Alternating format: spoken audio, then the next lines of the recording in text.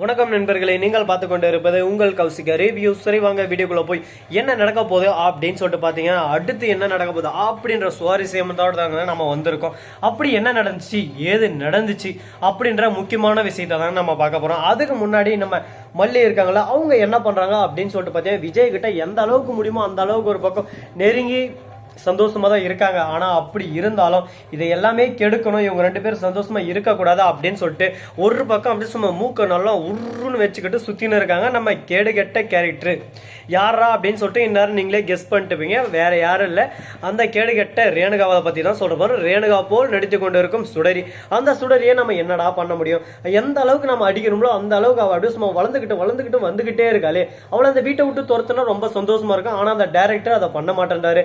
ஏன், எதனால, என்ன காரணம் அப்படின்னு சொல்லிட்டு பார்த்தீங்கன்னா, ரேணுகா இந்த வீட்டை விட்டு போன அடுத்த செகண்டே இந்த சீரியலே முடிஞ்சிடும். அதனால இப்போதைக்கு நம்ம அதை பத்தி பேசவும் முடியாது, பேசாம இருக்கவும் முடியாது, சொல்லவும் முடியாது, சொல்லாம இருக்கவும் முடியாது.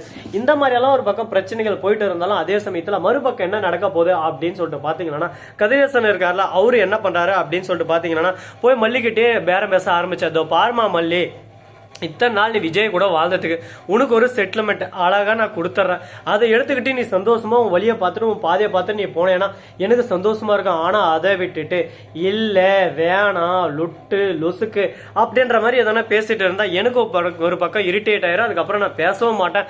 என்ன சொல்லணும்னு உனக்கே தெரியும். உனக்கான அமௌண்ட் இப்போதைக்கு ஒரு 30 லட்சம் கொடுத்துறேன். அதை எட்டு என் பொண்ணு வாழ்க்கை விட்டு தயவு செஞ்சு போயிரு. இந்த அமௌண்ட் நீ காலம் மூலம் உட்காந்து வேலை செஞ்சாலும் கிடைக்காது. ஆனா நீ யோசிக்கலாம், விஜய் கூட பொண்டாட்டியே வாழ்ந்தா கோடிக்கணக்கில் சொத்து இருக்குமே சொல்லிட்டு. ஆனா அதெல்லாம் உனக்கு எப்படி ஒரு சொல்ல பார்க்கலாம். சட்டபூர்வமா ரேணுகா தான் நம்ம விஜயோட முதல் மனைவி. அதுதான் செல்லும். நீ தற்செயலா வந்தவ, அதோ நீ கான்ட்ராக்ட் மனைவி, அது உனக்கு நல்லாவே தெரியும். அதனால 1 வருஷம் 2 வருஷம் அப்படின்ற மாதிரி பிரச்சனை எல்லாம் வந்துச்சு. அதை வச்சு கேஸ் போட்டா உங்க அழகா நீயே விட்டு கொடுத்துருவேன். உன்னை பத்தி எனக்கு நல்லா தெரியுமா, நீ தங்கமான பொண்ணு, தேவையில்லாம விஜய்க்கு கஷ்டம் வந்தா அடுத்த செகண்டே கஷ்டம் கொடுக்கூடாதுன்னு சொல்லிட்டு வேலைக்கு போற ஆளு நீ. அப்படிப்பட்ட உன்னை நான் என்ன பண்ண முடியும் சொல்ல பார்க்கலாம். ஒன்றும் பண்ண முடியாது. அதனால முடிஞ்ச வரைக்கும் நீயா உன்னை காப்பாத்திக்கிறது நல்ல விஷயம்.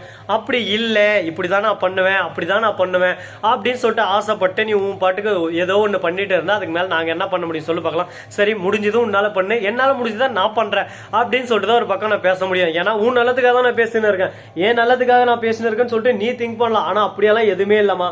நீ சந்தோஷமா இருக்கணும், உன்னோட வாழ்க்கை சீரும் சிறப்பமா அமையணும் அப்படின்றதுக்காக தான் ஒரு நல்ல ஒரு அப்பனா தான் பேசினிருக்கேன். யோ, நீ அப்பா மாதிரியா பேசினிருக்க, சொட்ட மாட்டியா, சொட்ட எகிரும் பாத்துக்க, என்கிட்ட பேரம் பேசினிருக்க. சரி, என்கிட்ட இவ்வளவு பேரம் பேசுறிய, நல்ல அப்பம் தானே. உன் பொண்ணு கிட்ட போயிட்டு ஐயோ அம்மாடி நீ இத்தனை நாள் இல்லாம போயிட்டடி அப்படின்னு சொல்லிட்டு இந்த மல்லியை கல்யாணம் பண்ணிட்டு வந்தாரு. உன் வாழ்க்கை அவ்வளவுதான் போயிருச்சு, இனிமே அந்த மல்லி வாழ்க்கையில போவாத, உன் வாழ்க்கையை நீ பார்த்து சந்தோஷமா இரு, வாமா, அதான் காசு இருக்குல்ல நம்ம கிட்ட, இன்னொரு கல்யாணம் உனக்கு பண்ணி வச்சிடறேன், அப்படி இல்லை நீ சந்தோஷமா ஏதோ ஒன்று பண்ணிட்டு இருமா அப்படின்னு சொல்லிட்டு உன் பொண்ணுகிட்ட சொல்றா. உன் பொண்ணுகிட்ட சொல்லு, என்ன உன் பொண்ணு மாதிரி தான் சொன்னேன், அவ்வளவும் பொண்ணு தானே சொல்லு. அதெல்லாம் சொல்ல மாட்டே தானே. வெண்பாவுக்கு என்ன பிடிக்கும், விஜய்க்கும் என்ன பிடிக்கும், வெண்பாவுக்கும் பொண்ணை பிடிக்காது, விஜய்க்கும் பொண்ணை பிடிக்காது. அப்படி இருந்து ஏன்டா எங்க தாலி அறுக்கிறீங்க, போயாண்டா வீட்டை விட்டு, எதுக்குடா எங்க கூட்டு வந்து உட்காரச்சுக்கிற.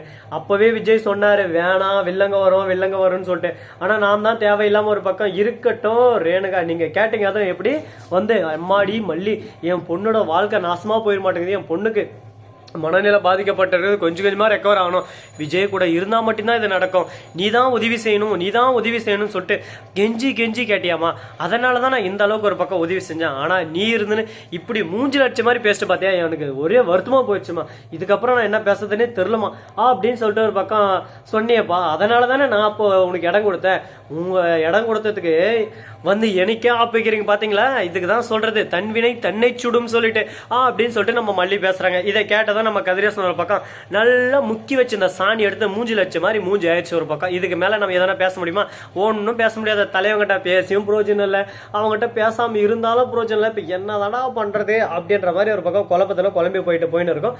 சரி, முடிஞ்சிருச்சு. இதுக்கப்புறம் என்ன நடக்க போகுது, ஏது நடக்க போகுது அப்படின்ற விரிவான விஷயங்களை தான் நம்ம சேனல்ல பார்க்க போறோம். வாங்க பார்க்கலாம். அதுக்கு முன்னாடி கரெக்டா நம்ம விஜய் இருக்காருல, அவரு போயிட்டு ஒரு பக்கம் ரேணுகாவை கல்யாணம் தான் கட்டிக்கிட்டே ஓடி போடலாமா, இல்ல ஓடி போய் கல்யாணம் தான் கட்டேக்கலாமா அப்படின்னு சொல்லிட்டு ஒரு பாட்டை போட்டு இருக்காரு. டேய் விஜய் எங்க பார்த்தே ஒருத்தி குத்துக்கள் உட்காந்து இருக்கான் மவனை, என்னை விட்டுட்டு நீ இன்னொரு வாழ்க்கையை தேட பார்த்த மவனை, உன்னை என்ன பண்ணுவேன்னு எனக்கே தெரியாது, நாறு நேரம் பிச்சு கடாசிரவன் ஜாக்கிரதை அப்படின்னு சொல்லிட்டு சொன்னதும், சரிம்மா ஏதோ தெரியாம வாய் தவறி வந்துச்சுமா, அதுக்காக இப்படி எல்லாம் கோவப்படலாமா சொல்ல பார்க்கலாம், இதெல்லாம் தப்பு இல்லையா அப்படின்னு சொல்லிட்டு கேட்டா உடனே சரி ஓகே என்ன பேசுறது ஏது பேசுன்னு சொல்லிட்டு தெரியல, அதனால சைலண்டா ஆயிடுறாங்க ஒரு பக்கம் நம்ம தலைவியா. சரி இதெல்லாம் ஒரு பக்கம் முடிஞ்சு, இதுக்கப்புறம் என்ன நடக்க போகுது அப்படின்னு சொல்லிட்டு பாத்தீங்கன்னா கரெக்டா நம்ம அண்ணன் இருக்காங்களா, அவன் வந்து ஏமா மல்லி உன் வாழ்க்கையில வந்து பாலா போய் உன் வாழ்க்கையை நாசனம் பண்ண வருவான்னு நான் சொன்னேன். ஆனா நீ என் பேச்சை கேட்டியா? என் பேச்சை கேட்காம இல்லைன்னு சொல்லிட்டு நீ இருந்த. இப்ப பாத்தியா உன் வாழ்க்கை எந்த அளவுக்கு நாசனம் பண்றான்னு. இதுக்கு தான் சொல்றது, எந்த அளவுக்கு ஒரு பக்கம் நம்ம இடம் கொடுக்கணுமோ அந்த அளவுக்கு ஒரு பக்கம் நம்மள உதச்சி தள்ளிட்டு போயிருவாமா. அதுக்கு தான் நான் சொன்னேன் அப்பவே உன் வாழ்க்கைக்குள்ள ரெண்டாவது ஒருத்தர் விடாத, அப்பவே அவளை கட் பண்ணி துரத்துன்னு சொல்லிட்டு. ஆனா நீ இருந்துன்னு பாசம் அக்கறை அது இதுன்னு சொல்லி இப்ப நீயே உன் தலையில மண்ணள்ளி போட்டினே. இப்ப என்ன பண்ண போற, ஏது பண்ண போற, எங்க போற, எந்த பாதையை தேர்ந்தெடுக்க போறேன்னு சொல்லிட்டு தெரியாம அப்படியே சும்மா அணுவணுவா சித்திராது பட்டு இருக்கே. இப்ப என்னதான் உன்னை பண்றது, உன்னை யார் காப்பாற்ற போறாங்க அப்படின்ற மாதிரி ஒரு அண்ணன் பொண்ணு பேசினு இருக்க. மல்லி என்ன பேசுறது ஏது பேசுன்னு சொல்லிட்டு தெரியாம என் வாழ்க்கை எப்படியோ ஒண்ணு போயிடுச்சு, இதுக்கப்புறம் என் வாழ்க்கையை பத்தி பேசி மட்டும் என்ன ஆக போகுது, என் தலையெழுத்து ஏதோ ஒண்ணு வந்ததோ கெட்டதோ போனதோ இருக்கிறத அனுபவிச்சுன்னு போயின்னு போறேன்னு. இந்த வீடியோ உங்களுக்கு பிடிச்சிருந்தா லைக் பண்ணுங்க, கமெண்ட் பண்ணுங்க, ஷேர் பண்ணுங்க, டிண்டிங் பெல்ல தட்டி விட்டு போங்க. அப்பதான் நாம் போடுற அடுத்தடுத்த வீடியோ உங்களுக்கு உடனுக்குடன் நோட்டிபிகேஷன்ல வந்து கொண்டே இருக்கும்.